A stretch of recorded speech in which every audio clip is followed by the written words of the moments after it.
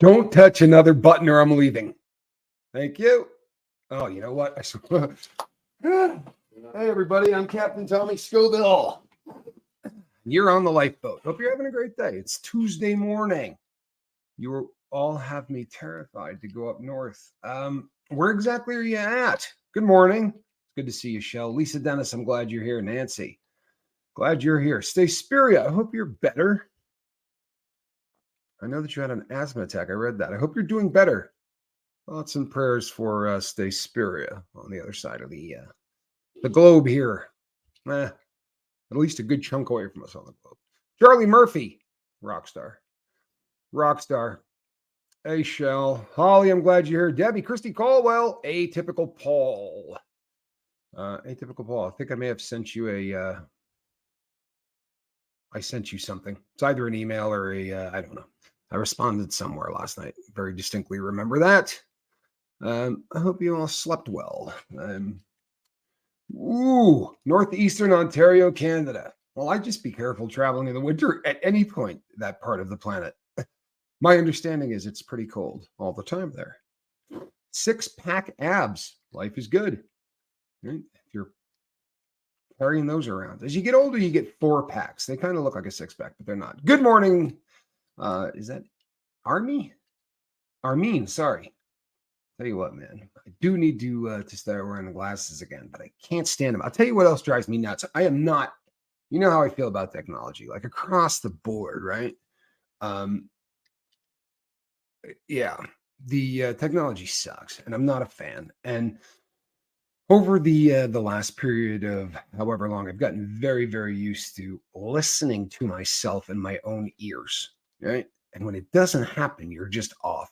It's just something that, and it takes like 20 minutes to get used to. But my, they're not syncing up. I don't know what the hell's going on with the computer. Because whenever you like something and it's working really good, the computer will probably do an update, right? That's usually what happens. During the night while you sleep, it will decide that things are not quite good enough, and it will try to make improvements. At least that's the theory. What I find instead is that your battery doesn't last as long as it should, and nothing works. You know, that's usually what happens after an update. I hate them, man. I can't stand those updates. Thanks, Tommy. Thanks, everyone. My lungs have kicked my butt with this one, but I'll get better, hopefully soon. Asthma is terrifying. It is terrifying. I struggled with it for a really long time, and then it just stopped. Honestly, I struggled with it for a chunk of my life, and then it just stopped. My brother still has it pretty severely. It warmed up this morning. Only feels like -16 now in Ottawa, Ontario. Will you be sunbathing today, Jennifer? What what do you do when it gets up to a -16? A balmy -16. What do you do then? Terrible insomnia at the moment. I'm a walking zombie. I'll tell you what, I get this. I spent a very good deal of my life in the walking zombie mode. And I'll tell you something. I also had vicious insomnia. I had some life events happen at 25 that were pretty rugged. Had some health scares and some things that happened when I was about 25. Calhoun was a baby. And it started about with insomnia that lasted 15, 16 years. No joke. Wear your toque and go tobogganing. There you go. Spoken like a true Canadian. I love it. A person from Canada. I'm sorry, 6-pack abs, PTSD nightmares all night, zombie today too. You know what? Last night, I just, sometimes things go exactly how they should, right? And your whole schedule falls into place and you just drop into bed and you go to sleep and everything's gravy. And then there are nights that it just does not work that way. And for a whole lot of reasons, last night was one of those nights. And really, really late. Last night I was still up and I don't exactly know what that was all about, but I started answering a bunch of stuff and I started going through and doing some social media stuff, which I haven't done since the last time I was in the hospital. So that wasn't bad. Started to watch The Sopranos for the first time in your life. I have never done it. Sadly, I can't. I missed it. I just can't really. I really can't risk watching anything that the multiple camera thing is bad. The other thing is, uh, it seems really silly because it doesn't make sense to me. I'll be really honest with you. It doesn't make any sense to me. But if I'm watching television, right, like if I sit down to watch Friends, or if I sit down to watch a murder mystery, where your brain's going to work through that murder mystery, right? Something different takes place inside your head than if you were to sit down and watch a documentary, right? It's just a completely different thing. And once the diagnosis happened, they were like, if you watch that box for entertainment, you're going to hasten the symptoms that are going to come on later in your life. Like you're guaranteeing they're going to come on really, really quickly. And I promise you, like I stopped walking in front of those. I stopped walking in front of TVs, and I honestly think that the diagnosis inside was way, way overboard. I mean, it was like since then I've talked to real doctors. I mean, maybe that's a really unkind thing to say, but I've talked to people who on the street had a much, much different. I mean, the diagnosis was the same, but they're just. I think inside they honestly take. I think that some of them really get their rocks off, seeing you really uncomfortable, and they definitely went out of their way to make me think that it was just a matter of time before I wasn't going to be able to tie my shoes. And they made it. They really, I mean, honestly, it was a frightening period of time to be me. They sucked. Did I just see that Mountain Girl? 24 hours, no cigarettes? Are you kidding? The vape is pretty nasty. You know what? I would be willing to believe that. I would be willing to believe that after I very distinctly remember putting down cigarettes and picking up a vape, and it was just, I don't know, nasty may not have been how I would have described it. It was just I like that I didn't stink yesterday. Yeah, I get that too, right? That completely makes sense.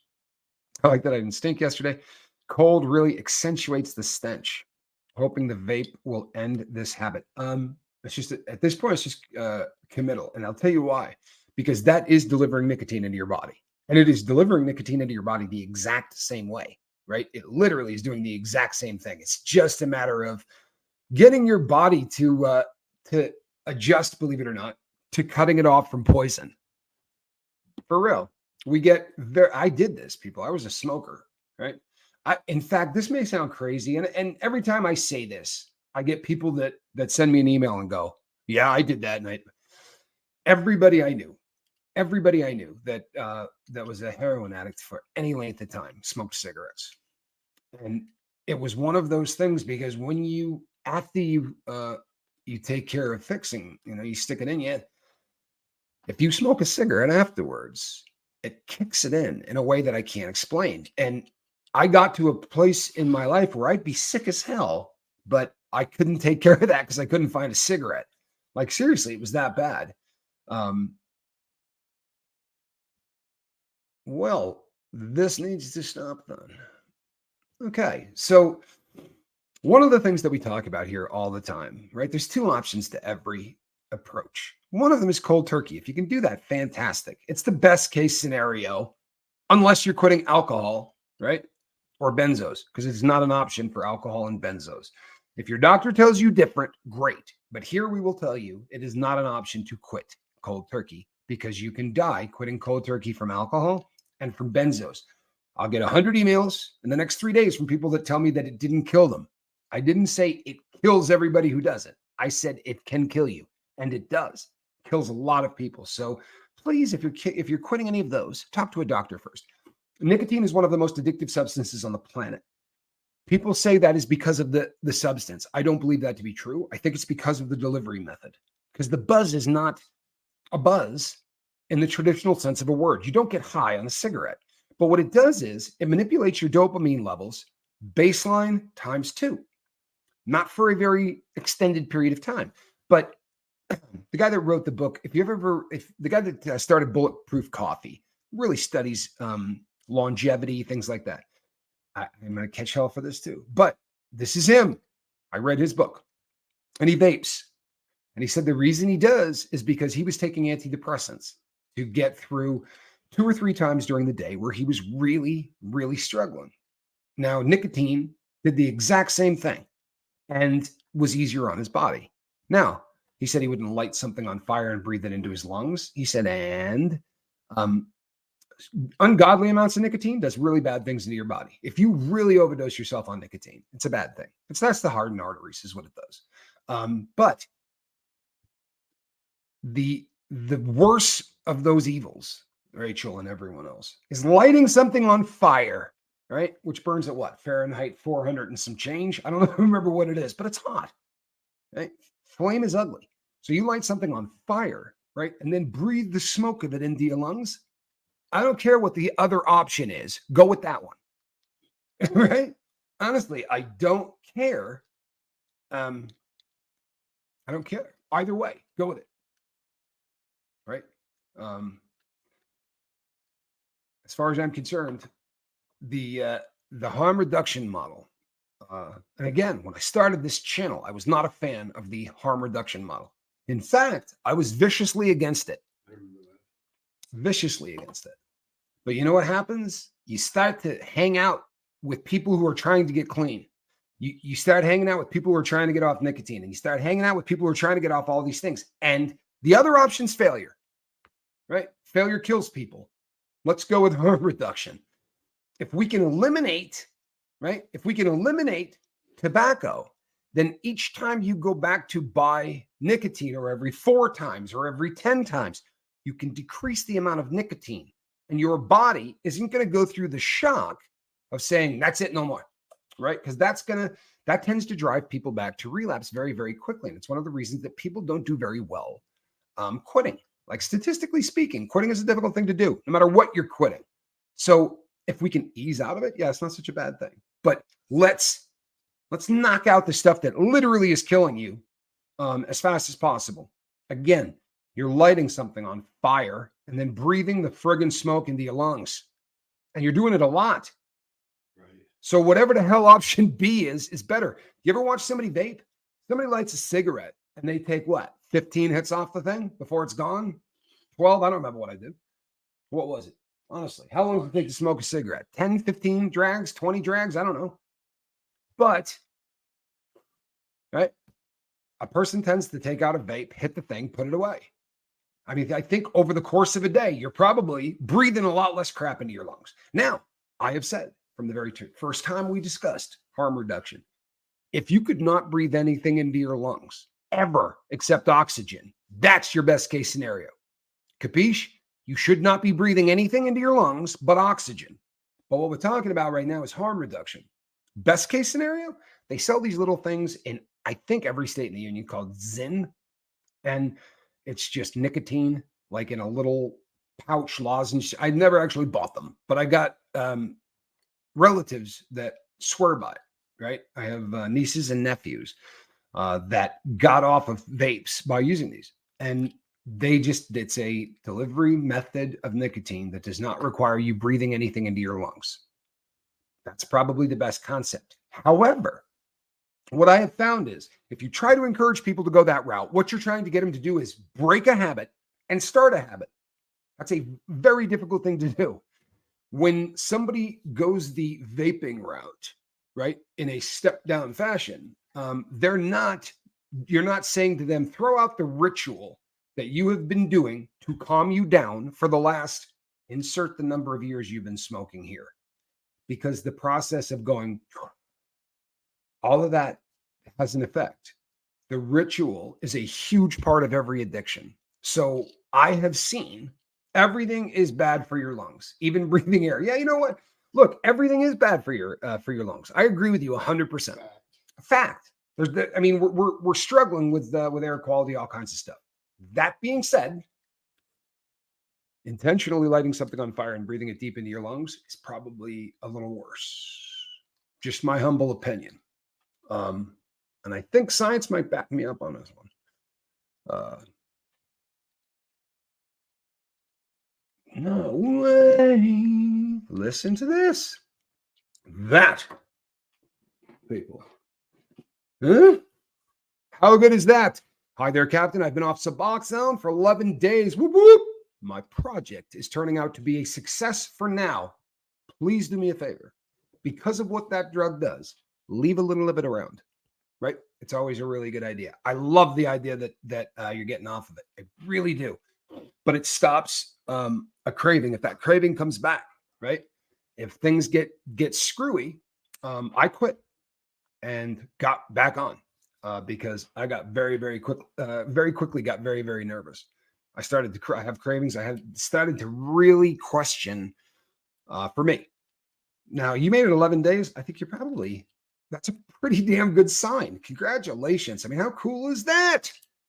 But yeah, I would leave 1 or 2 around.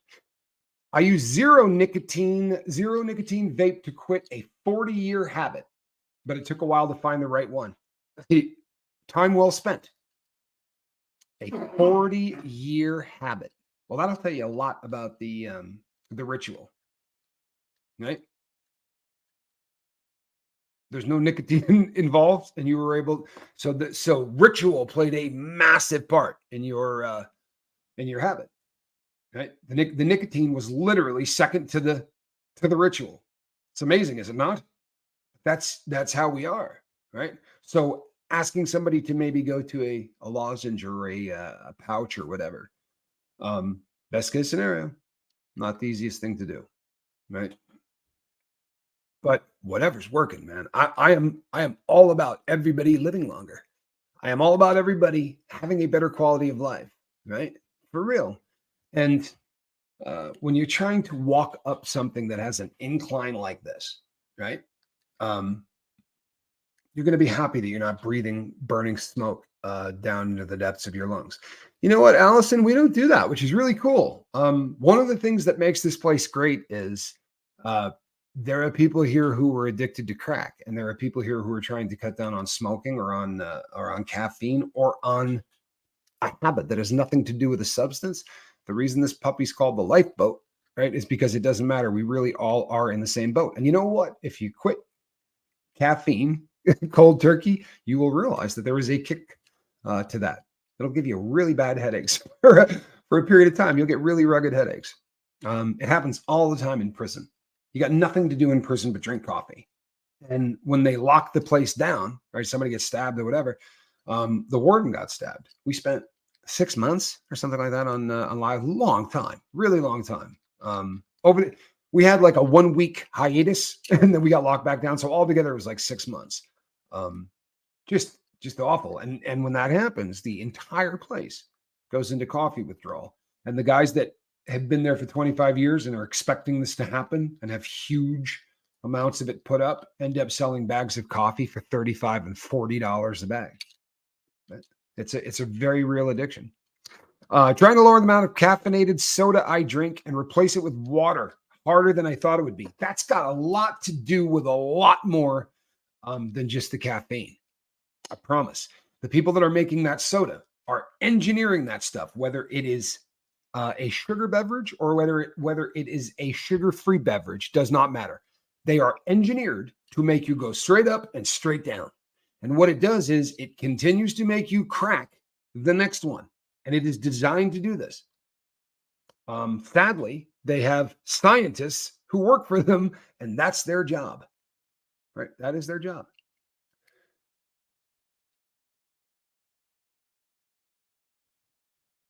Quick Smart has a little fake cig you can suck air through. You know, that does not sound all that silly to me, actually.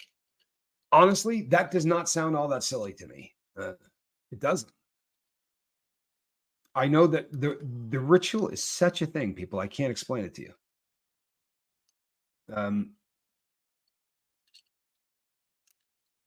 You also have a no nicotine vape, and it's working for you. So it really does hammer home the fact that, I mean, you know, no nicotine vapes, they sell them in lovely flavors. I think, you know, which doesn't hurt. But boy, oh boy, you're so much better off. You really are.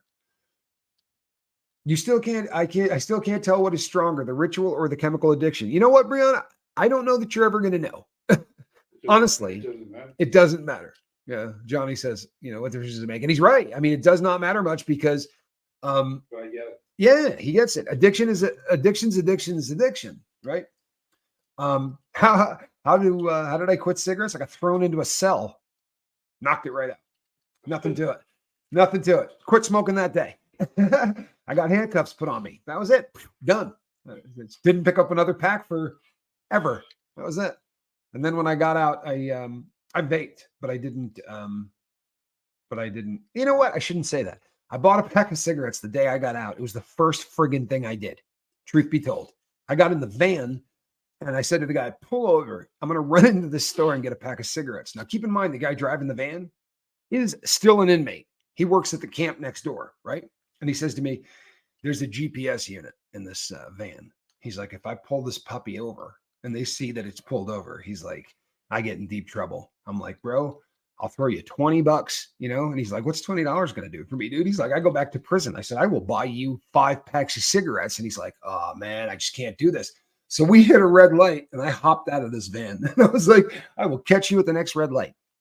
I ran into this liquor store and bought a pack of cigarettes and ran out. And by the time I caught him, like it was only, I didn't even really have to get too rowdy to get back in the vehicle. And he started laughing. He's like, "Dude, if we hit another one, do it again." I was like, "No, we're good."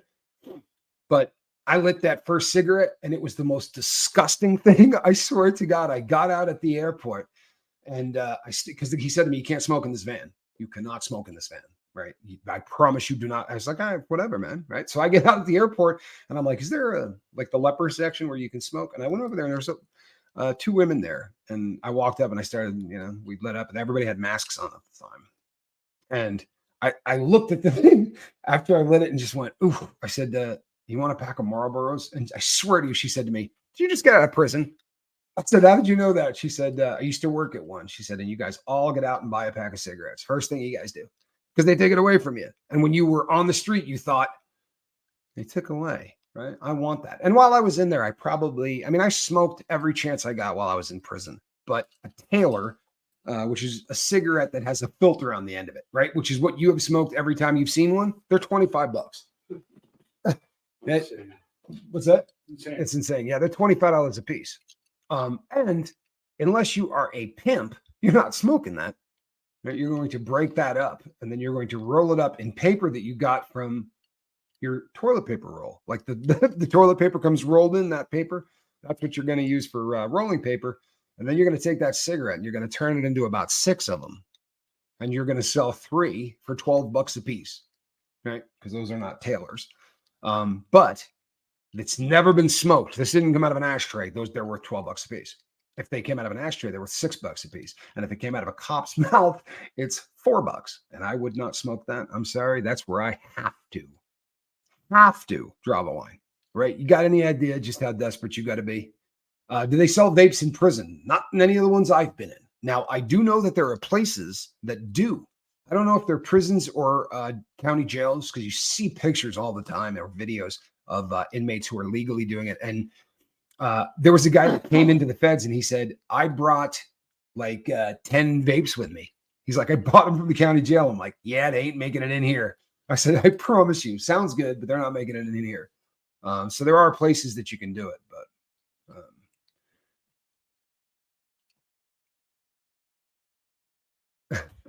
this is fun.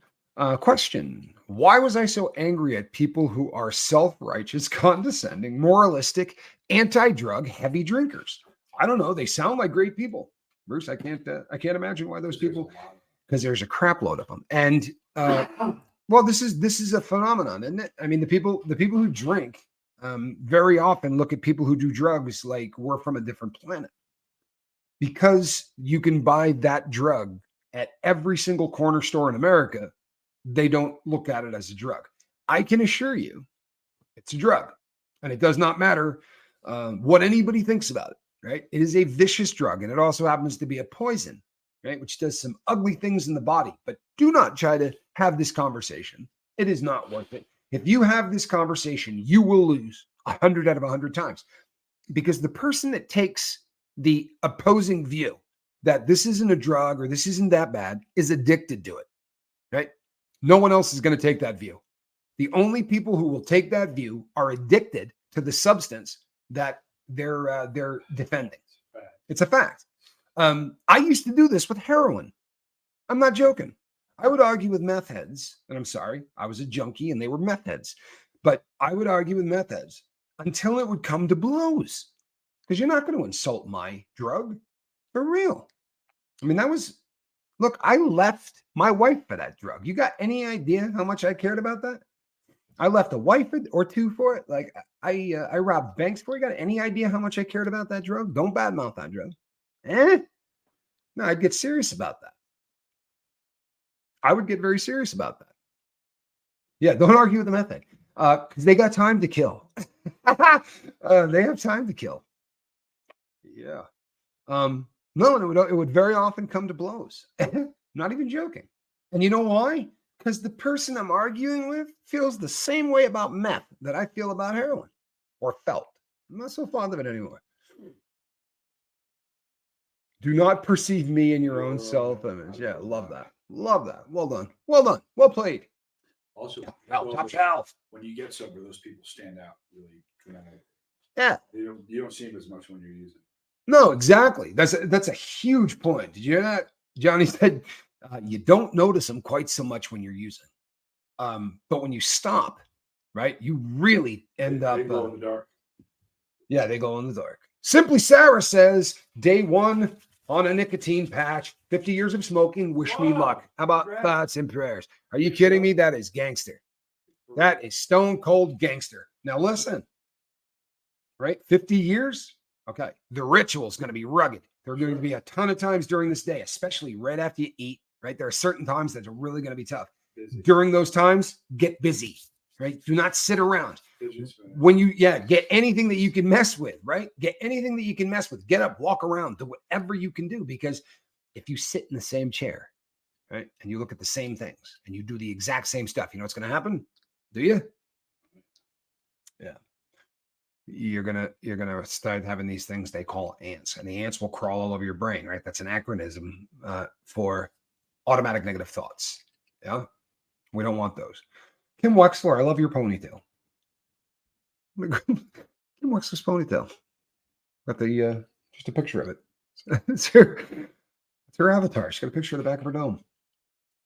Crocheting is excellent.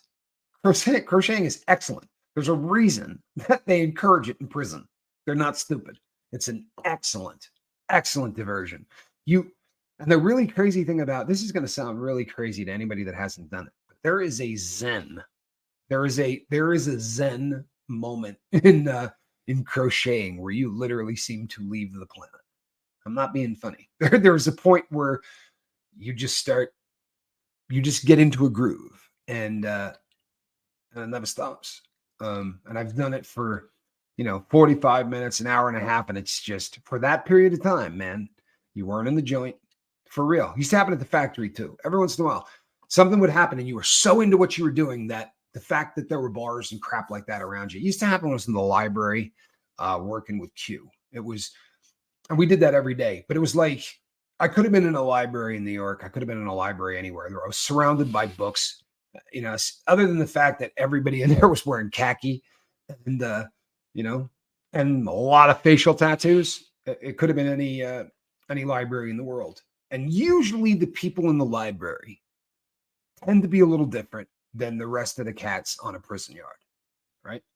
The guys that want to remain in the life, right? The guys that want to remain in the life are doing just that, right? So they're getting high, they're gambling, they're doing all of the things that I did on my first couple of prison sentences, right? I would love to go to LA this weekend. I just don't think I can pull it off. I'll just be really honest with you. It's a health thing. I would love to go. I'm not sure that I'm up for a trip. So, but yeah, I dig being there. I really do. I love going to anything they do to crap on that cult. I love being there for any of that. It's a good time.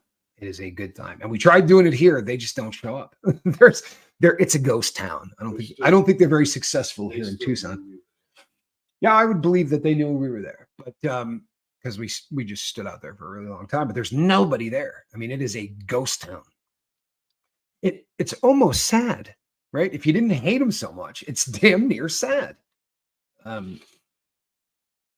Yeah, It's damn near sad. That's what it is. It's damn near sad. But it's not, because this thing is going to collapse. I promise you. If you're someone out there that feels the same way about that cult as I do, I am making you a promise. It's going down.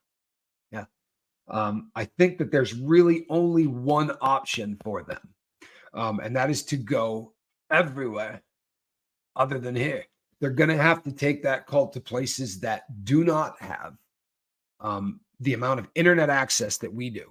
But do you know what else they will not have? Cash. This works for religions beautifully, right? Because a religion will go in there and actually try to build something, right? They don't trip if it takes 6 generations, because believe it or not, a lot of people in those religions are going in there to save souls. The cult is going in there to make money. Now, whether you believe they're saving souls or you think they're jackasses, that's fine. But they're not going in there and saying, we're going to start in the book of Genesis and I'm going to need $600, right? We're going to Exodus. Give me $1,000. Leviticus, I'll do that for $250. Doesn't work that way, right? You can go pick up a Bible anywhere. You don't need to go to a church. You can just take that Bible and go away. I'm not grabbing cans and $70,000 worth of L. Ron Hubbard's teachings and heading into the desert, right? It is a very different animal. It really is. People like to compare the two of them. You can hate religion all you want. Honestly, I'm not even bummed out at you. I understand where you're coming from, but they're really different. They really are. They're friggin' evil. I wish I was going there. I really wish I was going there. MLM, multi-level marketing, right? The Church of Scientology certainly seems to have a multi-level marketing feel to it, doesn't it? And you'd be astounded at the number of people who are really prominent in multi-level marketing, who are also really prominent in the Church of Scientology. We knew a bunch of them. That was our exposure. Sold some soap though. Yeah, oh boy, we moved some soap. There was definitely some soap sold. God forgive us. So I did it to feed a dope habit. Nobody in their right mind does the things that I did. I apologize. I will never stop. You do what? I did it for a good time. I'm sorry.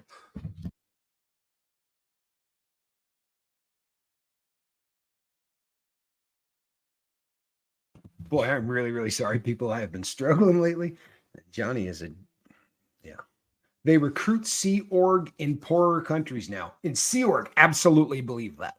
Absolutely believe that. Kim, that makes so much sense. I would say that is as logical as you could get, because, right, the slaves that they need in order to keep that machine going, I think that those, you're probably able to go to other countries. I think that that's going to blow up in their face real quick too. And I'll tell you why. Because the dream of coming to this country probably doesn't look as beautiful from inside a Sea Org as it does when they walk outside of it.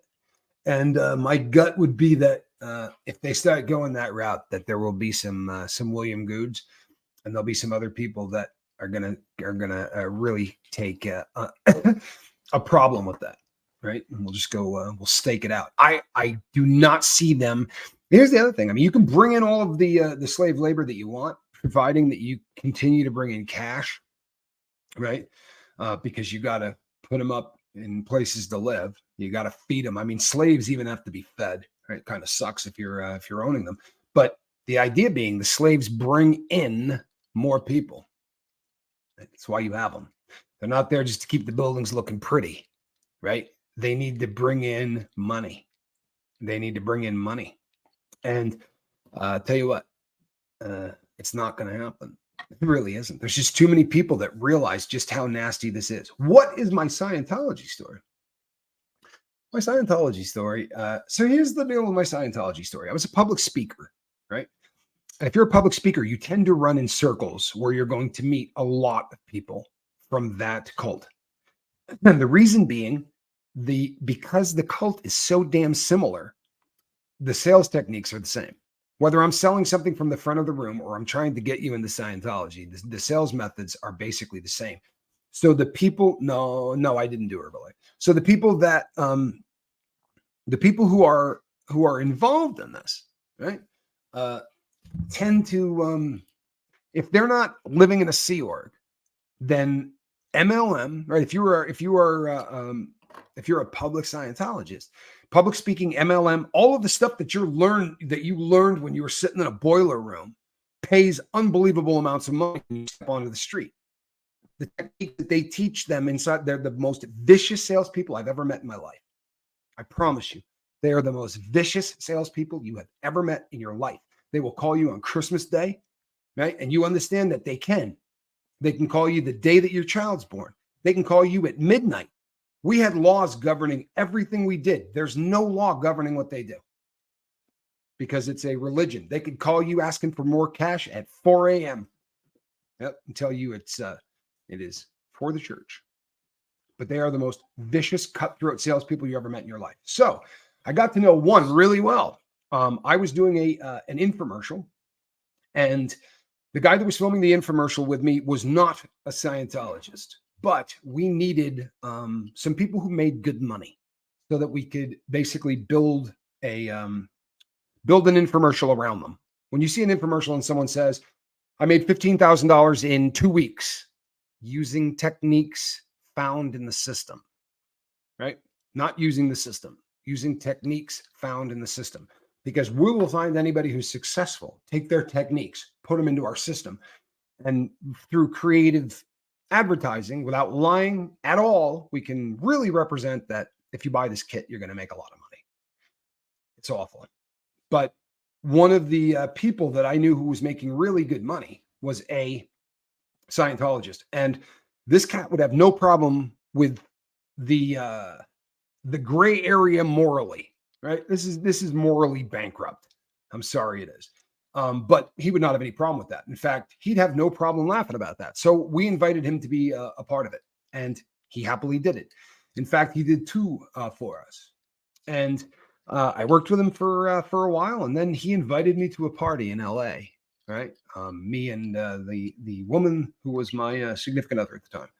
And we got flown out to LA, and he showed me at a business thing he wanted to talk to me about. And I went to a party with a grip of famous Scientologists, including little Tommy, who greeted me at the door and told me that I was born on the same day that he was, right? And yeah, he said, what are the odds? I said, 1 in 365. And the little tool just stared at me. You know, I didn't get a smile, much less a laugh. And then my girl and I proceeded to go into the party and start drinking. And she walked up to me at one point and said, we're the only 2 people in this place drinking. And I said, no, are you kidding? There was an open bar. Every single person in the room had a drink in their hand. I'm like, what are you talking about? She said, watch them. Watch them. They are not, none of them are drinking. They may all have a drink in their hand, but I assure you, none of these people are drinking, and they weren't.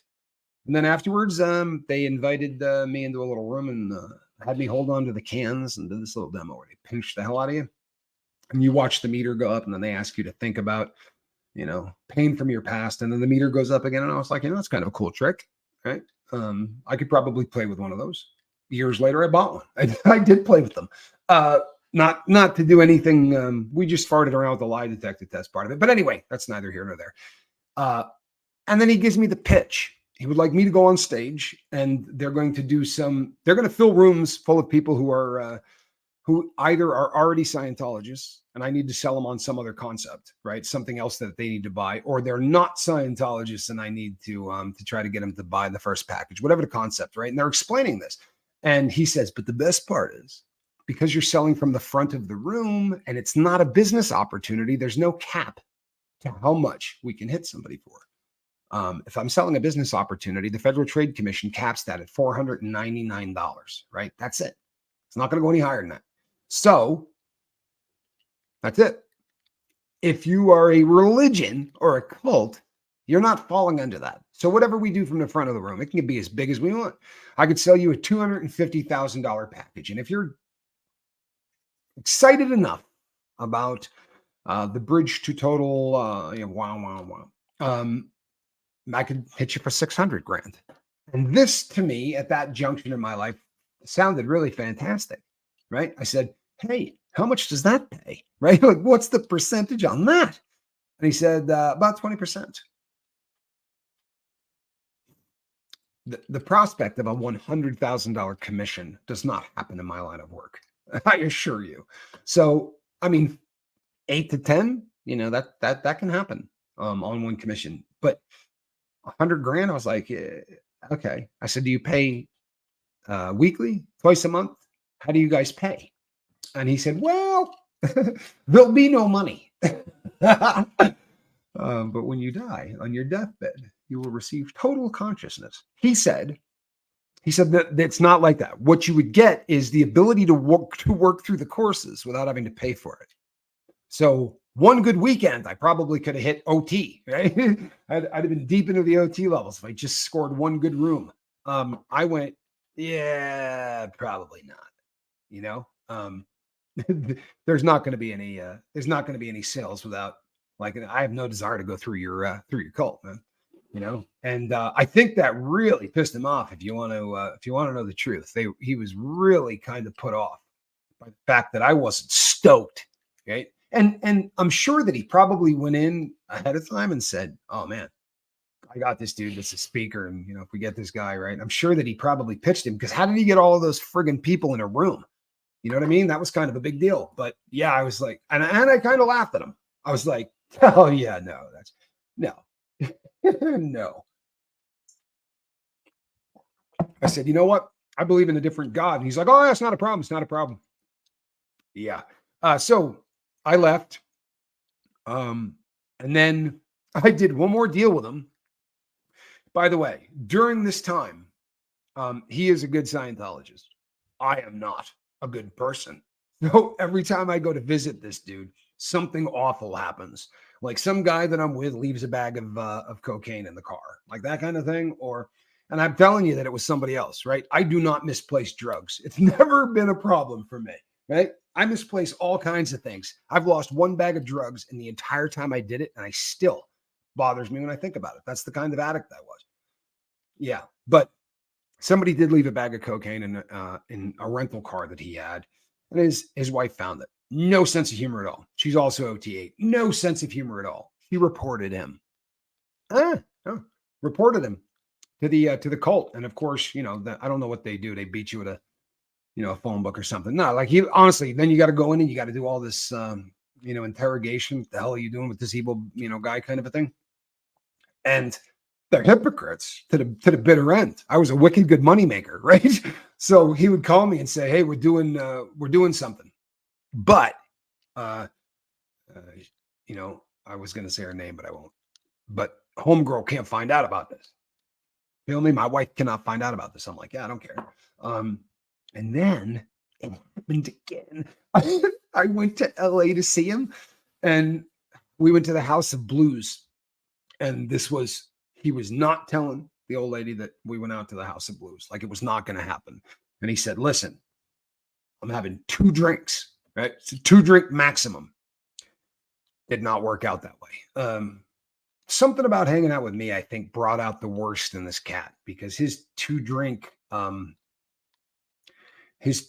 thing, no, did not work out at all. And he actually passed out at the table. So at the time, he was driving a Mercedes Benz that was like the biggest car I've ever seen in my entire life. So we put him in the back seat of it. And my business partner and his business partner took the car out and may or may not have taken it to a part of town where horrendous things happen. I was not even involved in being in this vehicle, but apparently they had picked up a woman of the evening and left evidence of this in the car. Truthfully, there's nothing I won't tell you guys. I was not there. I was walking the streets of Hollywood trying to find a bag of heroin. Is what I was doing, because we got stuck out there for more days than we were supposed to. So I was trying to score dope. I was not in the car, but I, of course, took the blame, because I was the person that was like everybody was under my umbrella, like my little crew. This was his crew and it was my crew. And yeah, so she reported him again. And after the second reporting, he really, yeah, it does sound like a joke. I'm telling you the gospel truth. After the second time this happened, and there were some horrific stories in between of him being one of the creepiest people I've ever met. Back me up on this. He said some really weird things. Let's just say that his proclivities, although completely acceptable by society, truthfully, I find a little odd. We'll leave it at that. I need to. No, that wasn't a bad joke, Kristen. I kind of got a kick out of that joke. maybe, oh, maybe it's a bad joke, but I got a kick out of it anyway. You lost a bottle of prescription oxys once. Wow. Shockingly, they failed. Sure they did. Sure they did. My gut says they might have actually found that, or they were the people that helped you lose it in the first place. No, honestly, the joke was always this: the difference between a heroin addict and a meth addict was that the heroin addict will steal your wallet, the meth addict will steal your wallet and then help you look for it. Like that's always been the running joke among drug addicts. And I think both are probably true. Both will absolutely. You're pretty sure she? Oh, it was a she. Oh, I'm sorry. I'm sorry. There was a girl that the first season of the boat I lost a friend. Number 5 was a friend, a girl we called number 5, and prior to me going away in prison, she was a very, very young girl, and she was in her early 20s when I went away. But she used to come and hang out at the house occasionally because it was a kind of a pity thing. If this girl ran out of money, she was going to do things to get dope that disturbed me and my partner. So she would come by and my significant other would kick her down some dope, right? And it happened very often because my wife really struggled with the idea of this girl selling herself, and I respect that, whatever. But we for sure facilitated this girl doing a ton of dope, which was not good. One day, she stole some dope from me, which was a bummer, right? It's completely understandable. I mean, it is. It's understandable. She was a drug addict. I really was not even angry at her, but what she stole dope that was way, way too strong to ever be put on the street. And she stole a gram of it. If she had stolen the entire bag, people would have died. I promise you. And a bunch of them would have died. 3 of them ended up in the emergency room off that gram. And I didn't sleep for 2 months. I just kept waiting for the cops to come to my door. Like it had to happen. You know what I mean? I knew it was coming. And I was so pissed, right? I was so pissed. Like I knew the bag was gone 5 minutes after she left. And I'm texting her. I'm like, don't do that dope. If you come back here right now, I will give you 2 grams for that gram. Do not do that dope. Like I did everything I could to make sure that I said, that should never be on the street. I promise you, you know, if somebody puts that in a needle, it's going to kill them. Now it was heroin, so you could smoke it and it wouldn't kill you. I'm like, you know, if you're stealing that, do it yourself and smoke it, because she was not a needle user. But sure as crap, she either sold it to him or let him, you know, and it was a long time before she came back, because the second, you know, it was just, oh yeah, it was awful. It was awful. But I'm not surprised. I mean, sadly, everybody has 200 stories like that, right? Everybody has a couple of stories like that, because it's that kind of drug. You know what I mean? It's that kind of drug. You know how many times I was at a Burger King with Jack? No, it was either a McDonald's or a Burger King. It was on Audi. Right. Anyway, we're in a parking lot, and I just bought burgers, and we were in Jack's truck, and this kid that we knew comes walking up to the car, the slowest walk you've ever seen, right? Just Sunday stroll. He comes walking up to the car. I said, "Hey, what's going on?" He goes, "Louis in my car. I think he's dead." I went, "What?" He's like, "Yeah, man, he fixed, but his lips are blue and stuff, and he ain't moving." And I'm telling you, the walk from his car to my car took like 6 minutes. So I said, drive over there. And we drove over there. I got in that car and started working on this dude, like sitting on him, smacking the crap out of him, working his chest. Like it took so long to bring this dude back. And I lost my wallet in the process, right? Had like $200 in it. I was so bummed out. I was like, there is no justice on earth. None, right? And by the way, this dude OD'd like 6 days later. Didn't die, but ended up in the hospital. So learned nothing from the experience at all, right? Of course, I was still using too. So, but I spent about 8 days cursing, right? That somebody picked up my wallet. And then I got a call from the police station, and I'm looking at my phone, and it says the address of the police station, right?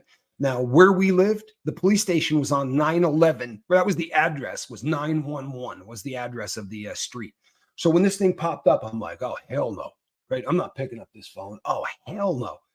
I thought they're after me. I'm freaking out.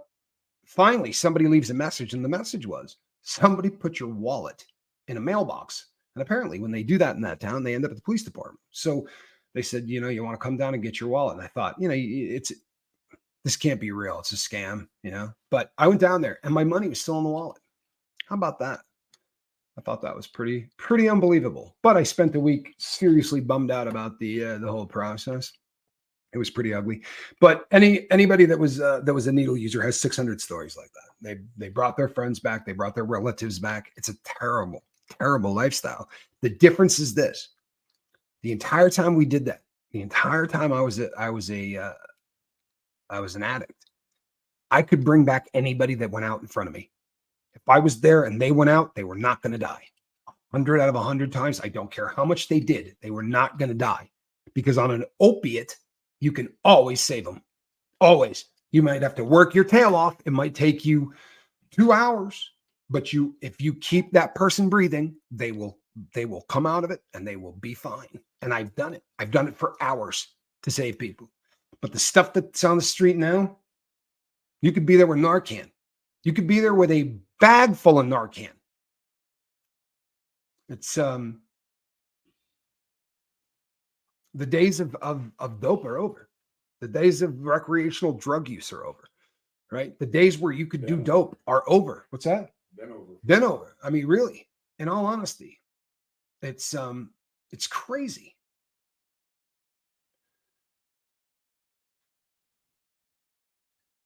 I remember hanging out with a friend in Hollywood, and someone came over to tell us someone OD'd in her apartment. Never seen anything like that. Yeah, it's and it becomes such a part of the life that people. I had someone say, because I did sort of get a reputation for being somebody that could make sure somebody didn't go out.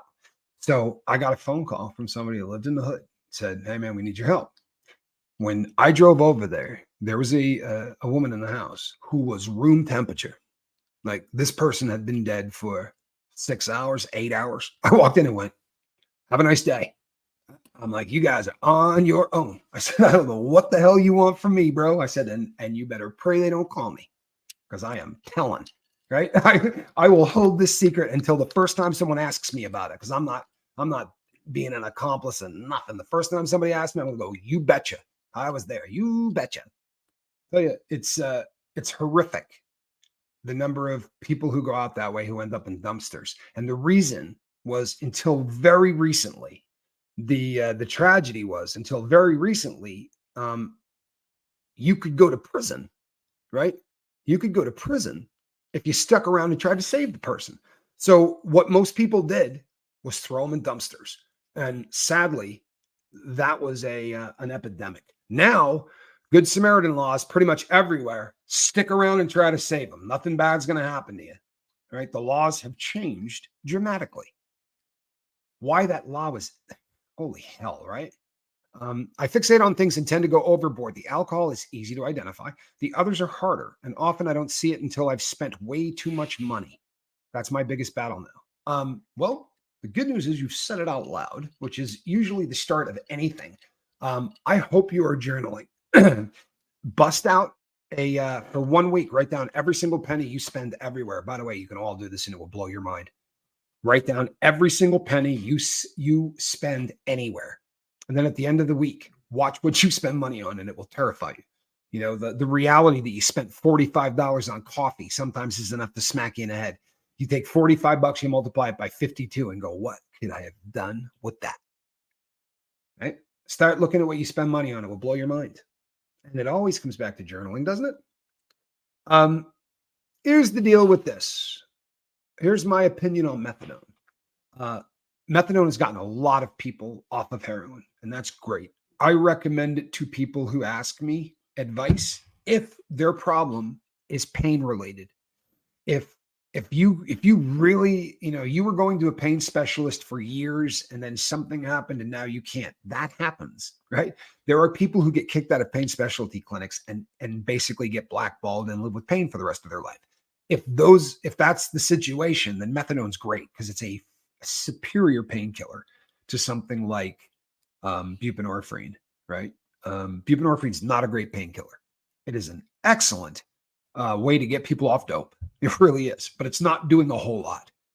Methadone does a lot. It is a very, very strong drug, and it's something that you got to be really, really careful with because that little take-home dose will kill 6 people. I promise you. You take it for granted as an addict, right? But that is a super strong drug for people that have never done any kind of opiate, right?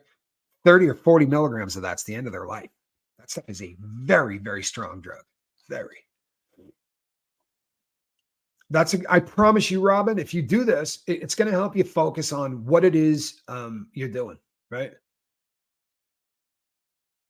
Wow. Tommy Bird says, my dad literally saved a woman's life while she was in the dumpster. Seen her get dumped from a distance and ran over and jumped in to save her. Wow. Went to jail for it. Checks out. Right? That's usually how it went down. God bless him.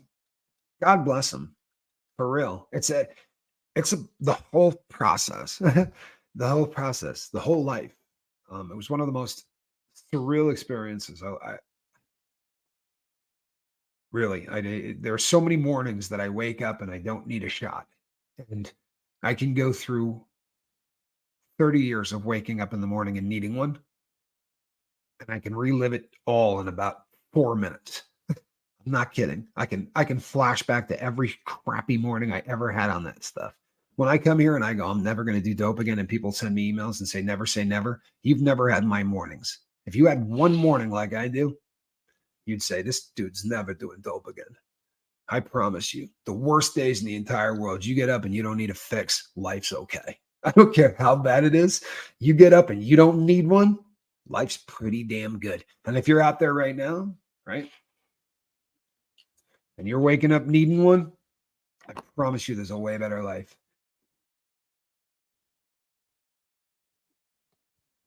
Kenny, I love this. Tommy, you said that to me before about money spending. It's eye-opening how much money goes out. I'm reducing the money I bring outside. Thank you for making me aware. You know what? It is a huge thing. It really is. It's a huge thing. And you know what? We don't think about it. And it got so much worse when we got the debit card, right? Because putting something on your credit card used to be something that you really thought about, right? You didn't just whip out your credit card, right? And writing a check had a log, and you remembered what you wrote. But you take that card and you swipe it, right? Or you just stick it on top of the thing or whatever, and you just go trucking out the door. How fast does that crap add up? Overdrafts last year from Wells Fargo totaled how much? $1.5 billion. $1.5 billion in overdraft fees. One bank, right? That let you go out and spend a little money you didn't have, right? And then they charge you a little bit to let you go out and spend that money you didn't have. If you start writing down what you spend money on every week, you will not ever have an overdraft fee, right? Or if you do, it will be a decision that you made. It won't be that,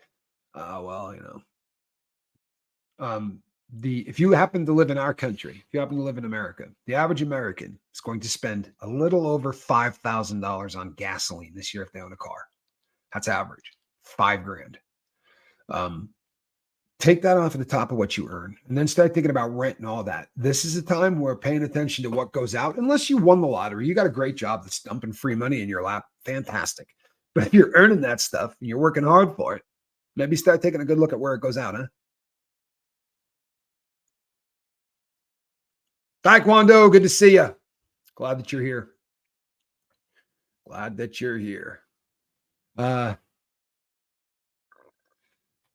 I have 2 credit cards, and when I shop with them, I pay as soon as I get paid. Never overdraft on my bank account. If I don't have it, I don't spend it. Amber, I love that. I really do. I love that. I just didn't care for so long that it was really a difficult thing. One of the hardest things in the world for me was to learn to respect money. One of the things that I have seen since starting the lifeboat is it's one of 2 ways. When people really get sober and it's out of their life and they've moved on and they're living a brand new life, they either will not let a dollar go out that they don't know exactly where it went and why, or they're the exact same lunatic with cash that they were. It's just not dope they're spending money on.